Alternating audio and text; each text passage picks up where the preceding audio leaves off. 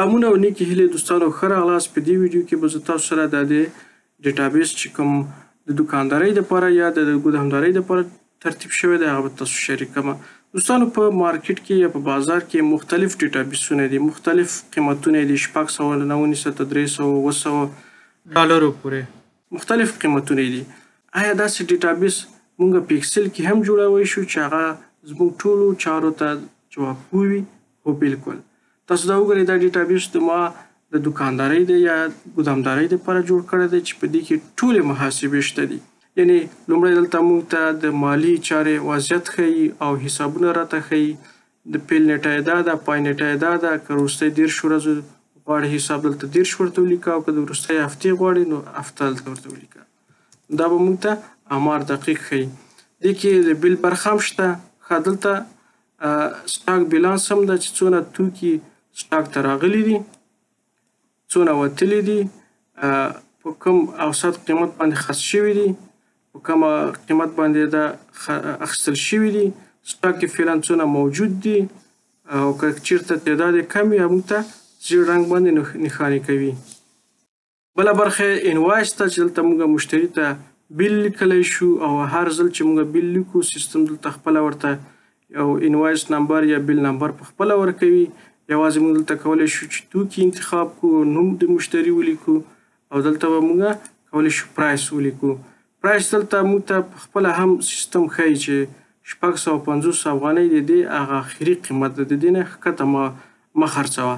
او که چیرته مثلا ته لوړ خرڅوې نو هم کولی شي فرض مثال په 700 افغانۍ دې خرڅ کړو، نو دا تا ته بالکل ازادي درکوي چې تاسو هر قیمت باندې خرڅوئ هغه کولی شي خرڅ کړئ. ښه، راځو دلته د سپلایر جورنال ته. سپلایر جورنال دا هغه شرکتونه دي چې موږ د هغې نه سودا یا مال په اګرهي حساب باندې اخلو. تاسو دلته کولی شئ چې د بیل نمبر ولیکئ، لکه دا بیل نمبر دی، دا د شرکت نوم دی، دا یې ټولې پیسې دي، دا یې هم څونه چې تاسو فعلا ورکړي دي پیسې 10,000، دا یې باقیداري ده، دا یې نیټه شوه، او دا هم د ټولو وختونو باقیداري ده. تاسو کولی شئ چې دا بیل راشي دلته انتخاب کړئ، یا هم دلته سرچ کړئ، بخښئ سرچ یې کړئ، هغه بیا انتخاب کړئ، شرکت نوم خپله راځي، او دلته مثلا 10,000 افغانۍ ورته ولیکئ چې هغه باقیداري خلاصه کړئ. دلته هم زه نیټه وهم، نو تاسو وګورئ چې دا باقیداري خلاصه شوه.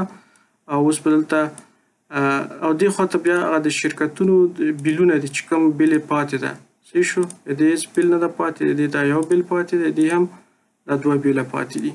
دلته هم که یو بیل تاسو ته مشتري شرکت راوړي نو تاسو انتخاب کړئ، وګورئ چې د هغې پیسې پاتې دي یا هم نه، چې دا فعلا بیلانس 0 ده. بیا راځو کسټمر جورنال ته. دلته تاسو توکي چې مشتري ته په قرض باندې ورکوئ یا په قسطو ورکوئ نو دلته کولی شئ د هغې کاته وګورئ. کوم مشتریان چې تاسو نه مال په قرض باندې وړی وي هغه ټول دلته لیست کیږي. اوس که تاسو یو مشتري غواړئ چې ویې ګورئ چې د هغې بیلانس څونه ده، نو تاسو وګورئ دلته علي په نوم باندې انتخاب وکړئ، نو د هغه علي بیلانس فعلا 0 ده.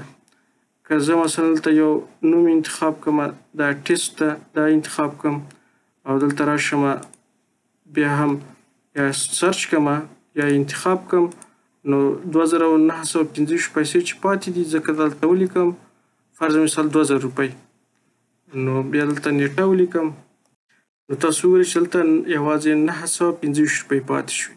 ښه، دلته نورې ځانګړتیا هم شته چې تاسو دلته ولیکئ، نو هغه کسان چې 7 ورځې پرې اوښتي وي یا 10 ورځې پرې اوښتي یا به تاسو راوړئ چې فعلا موږ نه لرو. که زه 2 ولیکم، 2 ورځې پرې اوښتي وي یا 3، نو هغه موږ لرو، یا هم 15 ورځې دا نه لرو، زه به دا بیرته 0 کړم چې ټول موږ ته راوړي. او دلته هم د سینډ میسیج تاسو کولی شئ دا کلیک کړئ، او دا به هغه نمبر ته چې تاسو دلته لیکلی وي هغه به وټساپ د لارې نه پیغام ور واستوي. دا به تاسو ته ډېره اسانتیا وي، او هغه کس په کس تاسو ملګری وي خفه کېږي نه، تاسو ورته ویلی شئ دا سیستم تاسو ته دراستولی دی، نو حتما اتومات سیستم ده، تاسو ته دا یادوري کوي. دا هم صحیح شو. دا بیلونه کې چې تاسو د هغې مشتري نوم لیکلی، لکه دا بیل دلته د وټساپ نمبر یې ولیکئ، نو هغه هلته بیا پخپله راځي.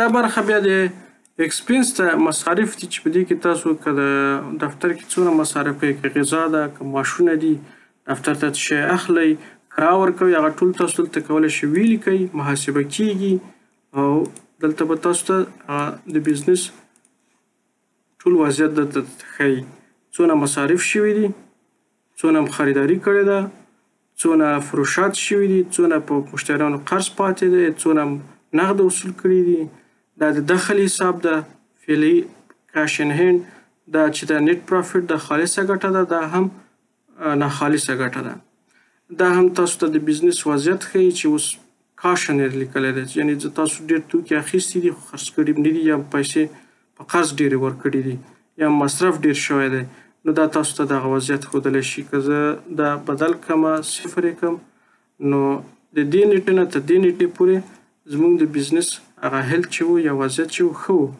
او دلته موږ ته هم ټیپ ښیي چې که چېرته ښه وي نو تاسو څه وکړئ چې درته وایي چې کولی شئ سرمایه ګذاري وکړئ یا هم بله نمایندګي پرانیزئ دا ټول یو ځیرک سیستم ده نو کولی شئ دغه ډیټابیس تاسو زما د وټساپ لره ما سره اړیکه ونیسئ او ترلاسه یې کړئ خپل کارو ته ادامه ورکړئ مننه ښې چارې ښه وختونه